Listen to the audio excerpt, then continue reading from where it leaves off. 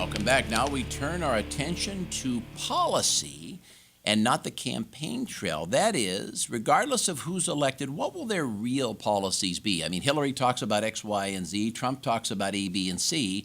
But what will they really do after they are elected? We're joined now by Steve Beeman, CEO, entrepreneur, investor, philanthropist, and chairman of the Society to Advance Financial Education, otherwise known as SAFE. Steve, how'd I do? Is that a good intro for you? Well, that was about as good as it could be. I'll try to live up to it. Society to Advance Financial Education, SAFE. You know, that's a, just to digress for a minute, that's really one of the things that the feminists should focus on. Women really, despite breaking the glass ceiling, and we're probably going to have a female president, female CEOs, this, that, or the other, that's really one area where women are behind, isn't it? That nobody talks about. It is a fact. It's a That's fact. exactly right. We see a lot of women in states who are going through transitions. Either they're becoming empty nesters, and so they're alone in the home and wondering what to do, or they maybe are widowed or divorced, and they're handling money where they never have had to.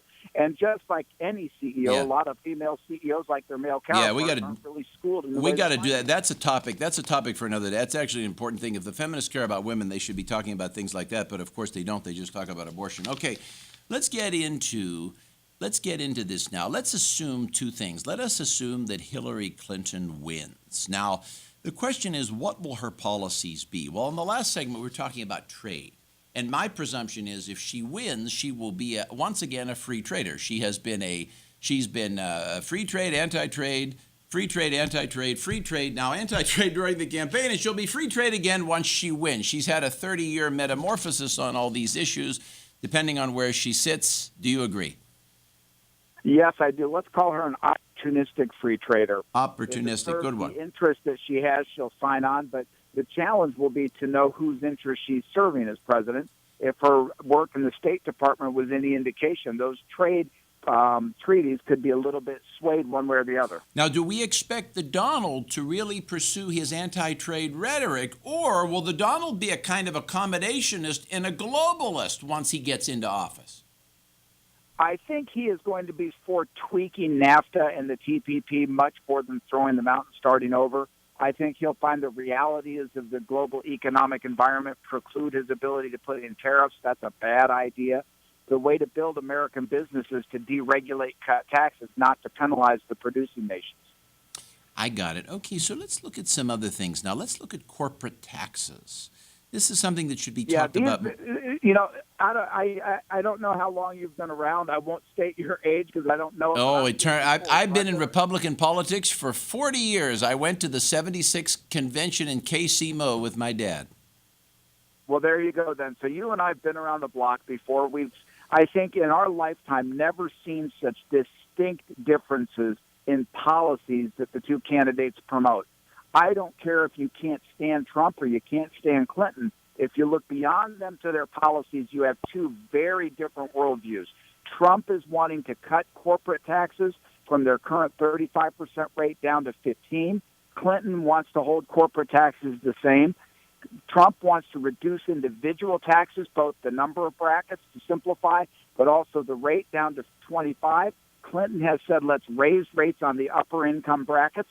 They've both talked about rescinding the carried interest deduction that the hedge fund uses, so that's an equality in their decisions. But we have to look at what has been an anemic economy for 8 years and say which set of policies are more likely to jumpstart it.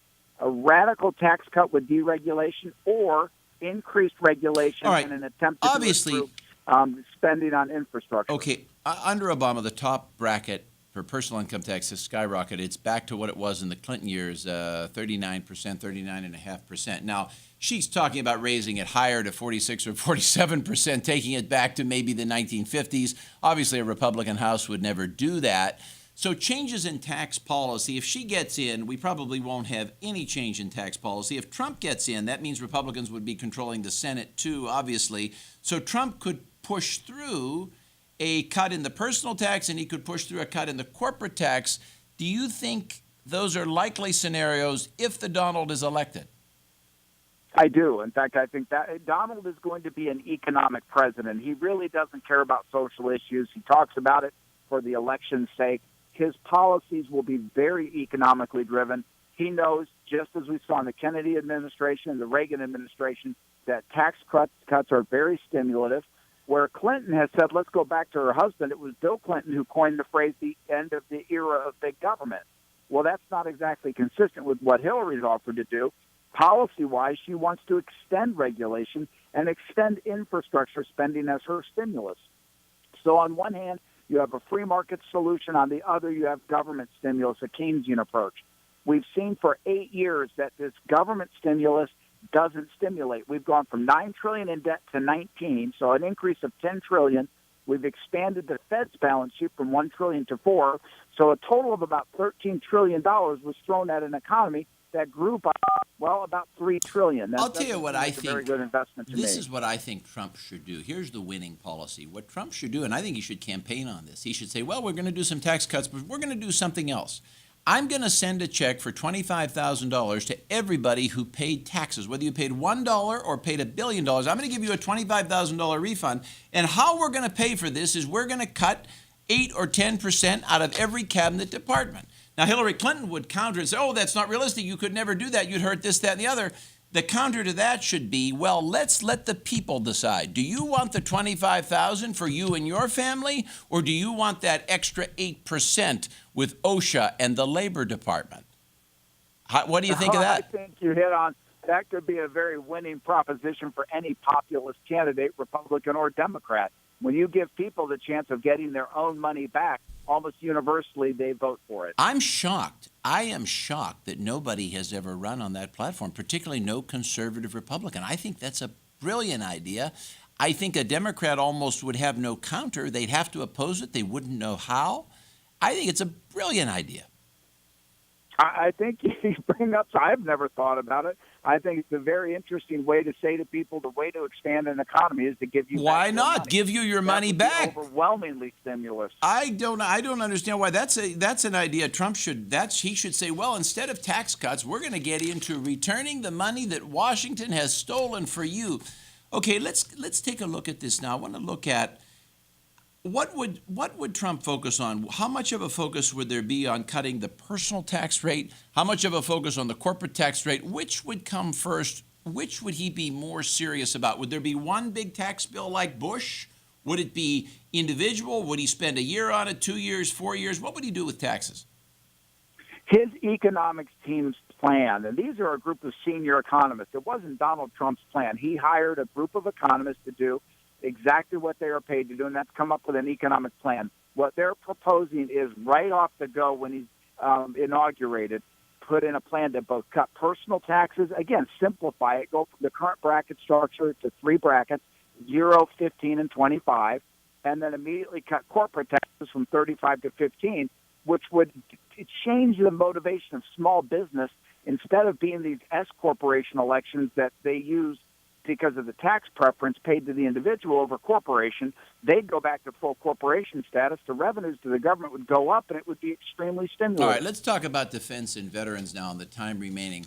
What would Hillary do with the Defense Department? What would Donald Trump do with the Defense Department? Under either of their presidencies, I think you're going to continue to see the Defense Department as a percent of our total gross domestic product shrinking. We still have sequestration in place. We have these things that are tightening the budgets of the Defense Department. The difference will come in Veterans Affairs, I think.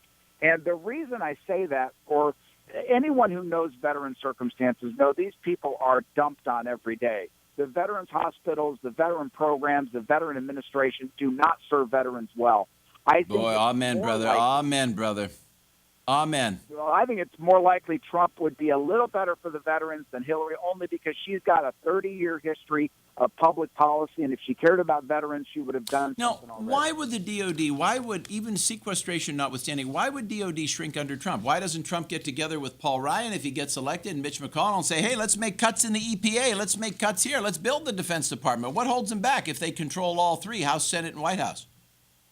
Well, I think he's going to have a wing of the Republican majorities that are going to need some offset if he wants to raise spending. And the problem is you have in the social spending in this country, it's mandatory by law. And so when you look at Medicare, Medicaid, Social Security, as well as the food stamp programs, SNAP and all the others, SCHIP, you can't change those. So those are mandatory parts of the budget. You could, and unless until the you have economy to, grows, it's not you'd have to there. repeal it. Well, they could. They just have to pass a statute repealing them. You'd Well, have to they'd repeal the whole thing. Right, and that would be real hard to get across because you won't have super majorities. So in the House basically, and the where Senate. we exist in this country now is most of the public space is taking care of the health care and Social Security for retirees. That's most of what the federal government does. It's a big chunk of it as well. All because right. Medicaid across the states. 'cause Medicaid Steve is Beeman, huge. we'll see you State next and federal. time. Thank you so much.